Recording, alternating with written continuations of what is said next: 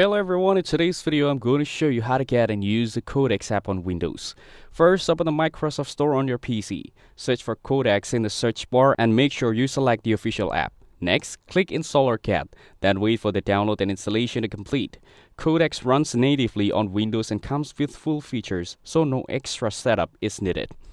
After that, open the Codex app and log in using your ChatGPT account.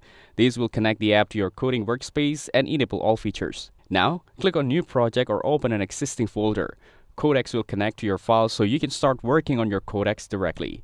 Then, give instructions, which is the main feature. Type prompts like build a website, fix this bug, or create a Python app. Codex works like an AI coding assistant and handle tasks based on your instructions. Codex also runs multiple agents at once. Each task runs in its own workspace, so you can manage several coding jobs at the same time without confusing. Finally, review and apply changes. Codex will show code edits, suggestions, and file changes. You can accept the changes or modify them before applying, so you stay in full control of your project. That's it. Thanks for watching. Don't forget to like and subscribe for more videos.